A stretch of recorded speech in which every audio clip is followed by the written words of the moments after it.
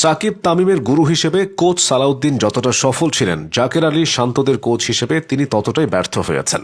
বাংলাদেশের সবচেয়ে বড় সমস্যা নড়বড়ে ব্যাটিং, আর ব্যাটিং কোচ সালাউদ্দিন এর কোনো সমাধান বের করতে পারছেন না। ওয়ানডে ক্রিকেটে বাংলাদেশ কবে ৩০০ রান করেছিল তা বের করতে বেশ বেগ পেতে হবে, অথচ ওয়ানডেতে ৩০০ রানও এখন নিরাপদ না। বড় দলগুলো নিয়মিত ৩৫০ করছে, আর বাংলাদেশ মিরপুরের কালো পিচে স্পিনারদের ভরসায় খেলছে। এশিয়া কাপ চলাকালে ভারতের কোচ গৌতম গম্ভীর বিসিবি সভাপতি বুলবুলকে বাংলাদেশের ব্যাটিং নিয়ে কাজ করার পরামর্শ দিয়েছিলেন। বিষয়টা লজ্জার হলেও বাস্তবতা এড়িয়ে যাওয়া যায় না। জাকের আলী, শামীম, সোহানরা ফিনিশার হিসেবে মিডল অর্ডারে খেলছে, ফলে মিডল অর্ডার ভেঙে পড়তে সময় লাগছে না। এদিকে ব্যাটসম্যানদের নিয়ে আজও পরীক্ষা নিরীক্ষা আগের মতোই চলছে। আজ নাইম শেখ একটা ম্যাচ খেলে বাদ, তো কাল সৌম্য আসছে, এরপর সৌম্যের জায়গায় হয়তো আরেকজন আসবে, তারপর সেও বাদ পড়বে। কোচ সালাউদ্দিন কাউকে থিতু করাতে পারছেন না, একমাত্র সাইফ হাসান ছাড়া কেউ আশ্বস্ত করতে পারেনি। অথচ জাতীয় দলের সঙ্গে সালাউদ্দিন ১ বছরেরও বেশি সময় ধরে আছেন। এসবের ভেতর জাকের আলীকে নিয়মিত খেলিয়ে সালাউদ্দিন সমালোচিত হচ্ছেন।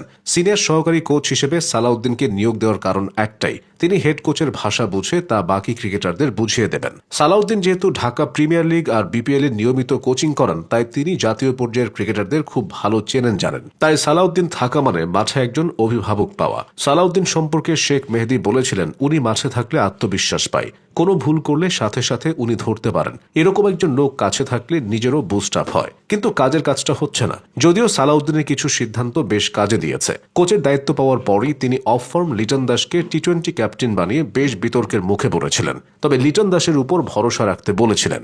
এরপর লিটনের নেতৃত্বে বাংলাদেশ ওয়েস্ট ইন্ডিজকে তাদের মাটিতে টি-20 সিরিজে হোয়াইট ওয়াশ করে। এরপর থেকে বাংলাদেশ টি-20তে ঘুরে দাঁড়াতে থাকে।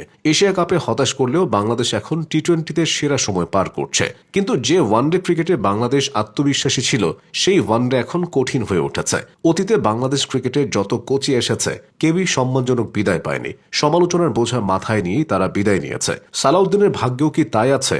সালাউদ্দিনের কোচ হওয়া এবং কোচিং ক্যারিয়ারটা নাটকীয়তায় ভরা। ছোটবেলা থেকেই সালাউদ্দিনের খুব ইচ্ছে ছিল ফুটবলার হবেন, তাই বাংলাদেশ ক্রীড়া শিক্ষা প্রতিষ্ঠান তথা বিকেএসপিতে যান